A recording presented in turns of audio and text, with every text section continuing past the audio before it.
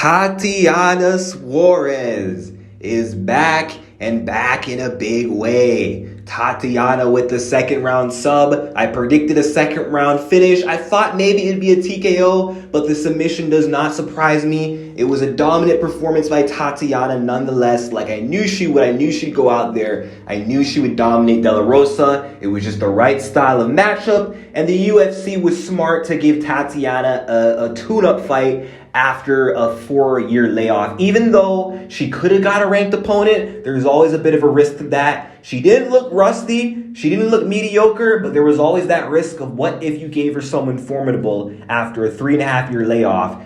We could have maybe seen a Tatiana Suarez L tonight, and she needed a win. She needed that easy win just to get her confidence up, just to see where she's at, Now she's back. She's got a win under her belt. It doesn't matter what caliber of opponent it was. She has a win. She's now got that rust off. She's in it. She's back. Now she's going to be active this year in 2023. I called it. I said she'd be back to active competition. And I boldly predicted we're going to see Tatiana back 3 times this year. So I think she's going to fight 2 more times. She's going to fight again in July, and then she's going to fight again in December. That's my bold prediction. And she confirmed that she's going to strawweight with after this win, which honestly, I think that's the move, to be honest. I mean, even though Tatiana looked big, she looked compact and strong at flyweight. There were some moments in this fight that were kind of having me scratching my head like, damn, De La Rosa is looking kind of strong up against Suarez. Suarez didn't win this fight through her strength, just through her wrestling technique and experience. She was able to, overcome De La Rosa's size and strength edge with her wrestling advantage. That's how she was able to win. Even though De La Rosa didn't look that much bigger, when Tatiana got a hold of De La Rosa, Tatiana was struggling a little bit, and she couldn't keep Montana on the ground. Montana was able to stand back up. One moment she stood up with Suarez on her back, which had me a little bit worried, but Suarez, being the grappler, the elite level grappler she was able to control position, not fall off over the top of Montana De La Rosa, kept that back control. And I can't remember if that was in the first or second round. Yeah, it was in round 1. And then round 2, she did exactly what she always does, got a takedown. De La Rosa was about to get up, but Tatiana got that neck. Perfect opportunity. She sought that opportunity. She went after it. And instead of going after an anaconda choke or a Darce choke, she dived back for that guillotine choke. And at first I was like, oh no, please Tatiana, please don't gas your arms out. You might lose position. What if De La Rosa pops her head out and ends up on top? That's not going to be good. But by the grace of God, it was too tight for De La Rosa to heart her way out of that, and she tapped out. It was done. It was a wrap. Suarez remains undefeated, 10-0. But yeah, if she fights a better opponent at flyweight, she might struggle. Like a Vivi Araujo, even though Tatiana's better than her, Araujo might give her problems. She doesn't beat Tala Santos, and unfortunately, I think most of the top 5 flyweights probably beat Tatiana Suarez, minus Alexa Grasso. She might give Valentina some problems, but Valentina, I'd say, probably wins that fight. So I think strawweight's better for Tatiana because not only can she use her wrestling prowess, her wrestling skills at strawweight, but she can combine that with her physical advantages in that division, being long and being big and strong and all that stuff. She can combine both worlds in the strawweight division beautifully against the top of the top in that division. And I think the fight to make for Tatiana Suarez is none other than Thug Rose Namajunas. She's number 2 in the division. Tatiana deserves this opportunity, okay? I think we got to get her in the title picture at strawweight right away. No more messing around, okay? Rose doesn't have a fight right now, and I feel like the next time we see Tatiana fight, which will probably be in the summer, I think that's going to align with Namajunas' return because I think Rose will fight again in the summer. So why not fight Tatiana Suarez in a title eliminator potentially while Weili fights Lemos, and then winner of that will fight the winner of Zhang versus Lemos. Makes perfect sense. Tatiana hasn't really had that big breakthrough win yet. I know she beat Carla Esparza, former champion, but Is Carla Esparza, though? Like, how impressive is beating Carla? And yeah, beating Alexa is impressive, but meh. I want to see her against someone like Rose or Jessica Andrade, or Wei Li, but she can't fight Wei Li until she actually gets a shot at the title. And in order to get a shot at the belt, she needs that fight that's going to get her where she needs to be. And that's the number 2 strawweight in the world. Fresh matchup. I mean, you could do a Carla rematch because she's the number 1 contender, but they're not going to make that fight.